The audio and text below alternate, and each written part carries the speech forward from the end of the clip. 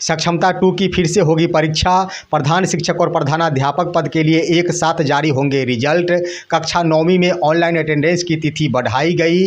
उत्कृष्ट शिक्षकों के लिए 100 अंकों के आधार पर होगा चयन। हर महीने किए जाएंगे सम्मानित। कक्षा 12वीं में सेंटअप स्टूडेंट ही मुख्य परीक्षा में हो सकेंगे शामिल और शिक्षा सेवकों के लिए भी ऑनलाइन माध्यम से अटेंडेंस बनाना जरूरी। नमस्कार, शिक्षा विभाग से जुड़े ताज़ा खबरों के साथ एक बार फिर से मैं एस के चौधरी। अब समाचार विस्तार से। बिहार विद्यालय परीक्षा समिति द्वारा आयोजित बिहार के तमाम नियोजित शिक्षकों के लिए 26 अगस्त 2024 को आयोजित सक्षमता 2 की परीक्षा को रद्द कर दिया गया है और इस परीक्षा में मुख्य रूप से कक्षा 9वीं 10वीं और साथ ही साथ 11वीं 12वीं की कुछ विषयों को रद्द किया गया है। इसके लिए परीक्षा की तिथि भी घोषित कर दी गई है, जिन परीक्षाओं का आयोजन 13 नवंबर 2024 को किया जाएगा। जिन विषयों को रद्द करते हुए 13 नवंबर 2024 को परीक्षा आयोजित की जाएगी, उसमें कक्षा 9वीं 10वीं के संगीत, हिंदी, गृह विज्ञान, नृत्य और फारसी विषय और साथ ही साथ कक्षा 11वीं और 12वीं के लिए गृह विज्ञान और इतिहास विषय की फिर से परीक्षा होगी। इससे स्पष्ट हो गया है कि सक्षमता 2 की परीक्षा फिर से आयोजित होने के कारण सक्षमता 2 में सम्मिलित होने वाले शिक्षकों के लिए विशिष्ट शिक्षक बनने का अवसर और अब भी आगे दिखता नजर आ रहा है, क्योंकि शिक्षा विभाग को चाहिए था कि निश्चित रूप से समय रहते ही परीक्षा का आयोजन कर लिया जाए, परंतु शिक्षा विभाग ने टालने की यह नीति अपना ली है। बिहार के वो तमाम नियोजित शिक्षक जो प्रधान शिक्षक और प्रधानाध्यापक बनने के लिए आवेदन किए हैं, उनके लिए शिक्षा विभाग एक साथ रिजल्ट जारी करने को लेकर अपनी रणनीति बना ली है। बताते चले कि शिक्षा विभाग की ओर से यह दिशा निर्देश जारी कर दिया गया है कि अक्टूबर महीने के अंत में ही प्रधान शिक्षकों के लिए रिजल्ट का प्रकाशन किया जाएगा, परंतु शिक्षा विभाग अब नई रणनीति बना ली है कि प्रधान शिक्षक और प्रधानाध्यापक पद के लिए एक साथ ही रिजल्ट का प्रकाशन किया जाएगा। बताते चले कि प्रधान शिक्षक के लिए 37,943 पदों पर रिजल्ट प्रकाशित किया जाएगा, वहीं प्रधानाध्यापक पद के लिए 6,061 पदों पर रिजल्ट का प्रकाशन किया जाएगा। इससे यह स्पष्ट होते दिख रहा है कि विशिष्ट शिक्षक बनने से पहले नियोजित शिक्षकों को प्रधान शिक्षक और प्रधानाध्यापक पद पर आसीन होने का अवसर प्राप्त हो सकता है, क्योंकि ऐसा होने से शिक्षा विभाग को भी एक बहुत बड़ी राहत मिलेगी शिक्षकों के पदस्थापन एवं स्थानांतरण के क्रम में।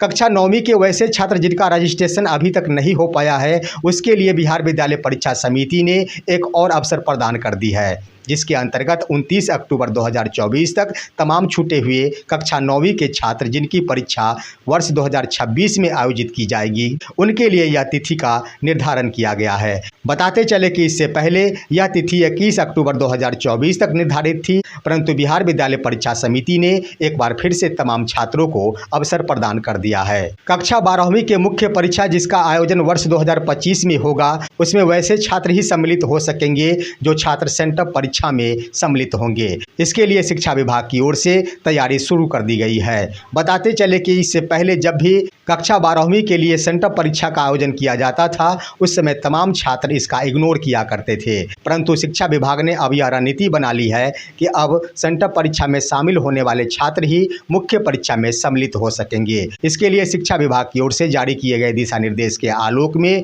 75% उपस्थिति वाले छात्र ही सेंटअप परीक्षा में सम्मिलित हो सकेंगे और जो छात्र सेंटअप परीक्षा में सम्मिलित होंगे उन्हीं छात्रों को उच्चतर माध्यमिक मुख्य परीक्षा 2025 में सम्मिलित होने का अवसर प्रदान किया जाएगा। बीपीएससी टीआरई 4 के अंतर्गत डोमिसाइल नीति पूर्ण रूपेण लागू नहीं किए जाएंगे। इसके संबंध में अवर सचिव बीपीएससी की ओर से एक पत्र जारी किया गया है। बताते चले कि एक छात्र धीरज कुमार द्वारा बीपीएससी को एक पत्र लिखा गया था, जिसमें यह अनुरोध किया गया था कि बिहार में बीपीएससी टीआरई 4 के अंतर्गत होने वाले शिक्षकों की बहाली में पूर्ण रूपेण डोमिसाइल नीति लागू किया जाए। लेकिन बीपीएससी के अवर सचिव की ओर से एक पत्र जारी करते हुए उस छात्र को यह सूचना प्रदान की गई है कि बीपीएससी की ओर से जो भी परीक्षाओं का आयोजन किया जाता है, जो भी विज्ञापन निकाले जाते हैं, वो बिहार सरकार के अधियाचना के आलोक में निकाले जाते हैं। अतः यह मामला बिहार सरकार से जुड़ा हुआ है, बीपीएससी से कहीं भी जुड़ा हुआ नहीं है। इस आधार पर बीपीएससी ने यह स्पष्ट कर दिया है कि आने वाले दिनों में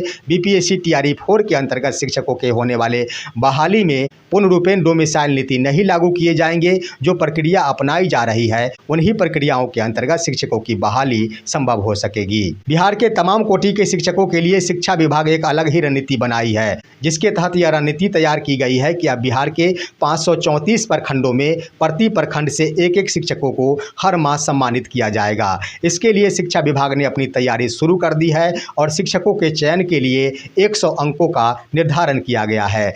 इन 100 अंकों में जो भी शिक्षक सबसे ज़्यादा अंक प्राप्त करेंगे उन्हें संबंधित प्रखंड से चयन किया जाएगा और उन्हें एसीएस की ओर से सम्मानित किया जाएगा। ऐसा होते ही शिक्षकों में एक नई ललक पैदा होगी और बिहार के शिक्षा जगत में निश्चित रूप से उत्थान होगा। ऐसे में शिक्षकों के बीच कंपटीशन की भी भावना जागृत होगी और निश्चित रूप से शिक्षक कंपटीशन में भाग लेंगे और अच्छा करने का प्रयास करेंगे। बताते चले कि शिक्षकों का चयन बिहार के 534 प्रखंडों में प्रखंड स्तर पर होगा। प्रखंड स्तर पर ही शिक्षकों का चुनाव किया जाएगा और प्रखंड स्तर के शिक्षकों का कंपटीशन प्रखंड स्तर के शिक्षकों के साथ ही होगा। बिहार के विद्यालयों से जुड़े शिक्षा सेवकों के लिए भी अब शिक्षा विभाग ने ऑनलाइन माध्यम से अटेंडेंस बनाना अनिवार्य कर दिया है। इसके लिए बीते 22 अक्टूबर 2024 को ही शिक्षा विभाग के द्वारा ई शिक्षा कोष ऐप को अपडेट किया गया है, जिसमें कई सुधार किए गए हैं। शिक्षकों को अटेंडेंस बनाने के क्रम में 3 मिनट का अवसर भी प्रदान किया गया है और साथ ही साथ कैप्चर तस्वीर पर शिक्षकों का नाम भी अब अंकित होगा। अपडेट के क्रम में यह भी अपडेट किया गया है कि विद्यालयों से जुड़े शिक्षा सेवक जिनका मुख्य कार्य विद्यालय तक तमाम छात्रों को पहुंचाना है, उनके लिए भी प्रतिदिन ऐप के माध्यम से अटेंडेंस बनाना अनिवार्य हो गया है। इसके लिए फिलहाल ट्रायल की प्रक्रिया अपनाई गई है और यह ट्रायल की प्रक्रिया 23 अक्टूबर 2024 से लेकर 30 नवंबर 2024 तक निर्धारित की गई है और ऐसा होते ही 1 दिसंबर 2024 से तमाम शिक्षा सेवकों को उनका वेतन का भुगतान ऑनलाइन माध्यम से बनाए गए अटेंडेंस के आधार पर ही संभव हो सकेगा। शिक्षा विभाग से जुड़े अन्य खबरों के अंतर्गत बीते 22 अक्टूबर 2024 को 2 शिक्षकों के बीच आपस में ही भिड़ंत हो गई। मामला यह हिलसा से जुड़ा हुआ है, जहां प्रधानाध्यापक छुट्टी पर थे और प्रभारी प्रधानाध्यापक कार्यभार संभाल रहे थे। इसी क्रम में शिक्षकों द्वारा 8:30 पर विद्यालय के द्वार पर पहुंचा गया, जिस क्रम में यह पाया गया कि विद्यालय का द्वार ही बंद है, जिसमें एक शिक्षक द्वारा प्रभारी प्रधानाध्यापक से ये बातें कही गई कि आपके राज्य में ताले बंद मिलते हैं, जिसका जवाब देते हुए प्रभारी प्रधानाध्यापक द्वारा ये बातें कही गई कि महिला शिक्षिका के पास ही ताले के चाबी है, वो आते ही होंगे और आने के बाद विद्यालय के द्वार खोल दिए जाएंगे। सवाल जवाब के क्रम में ही दोनों शिक्षक भड़क उठे और दोनों के बीच हाथापाई प्रारंभ हो गई। देखते ही देखते दोनों के दोनों हाथापाई करते हुए सड़क पर जा गिरे, जिससे आने जाने वाले राहगीरों ने दोनों शिक्षकों को छुड़ाने का प्रयास किया। हैरत की बात तो उस समय उत्पन्न हो गई जब विद्यालय आए हुए छात्रों द्वारा भी दोनों शिक्षकों के भिड़ंत को, सड़क पर गिरे हुए दोनों ही शिक्षकों को तमाम छात्रों ने मिलकर ऊपर उठाई और दोनों के बीच उत्पन्न हुए विवाद को समाप्त करने का प्रयास किया। इसके संबंध में शिक्षा विभाग का कहना है कि खबर प्राप्त हुई है कि 2 शिक्षकों के बीच में आपसी भिड़ंत हुई है। इसकी जांच की जाएगी और दोषी के विरुद्ध कार्रवाई की जाएगी।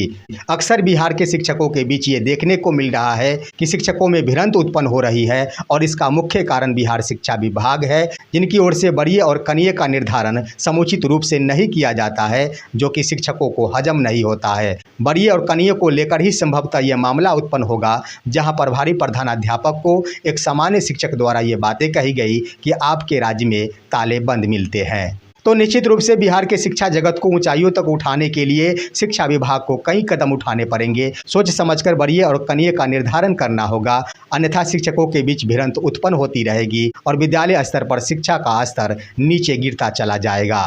फिलहाल आज की खबर बस इतना ही। आप सभी हमारे इस वीडियो को लाइक करते हुए तमाम दोस्तों के पास शेयर कीजिए और अब दीजिए अपने ही दोस्त SK चौधरी को इजाज़त। जय हिंद, जय भारत।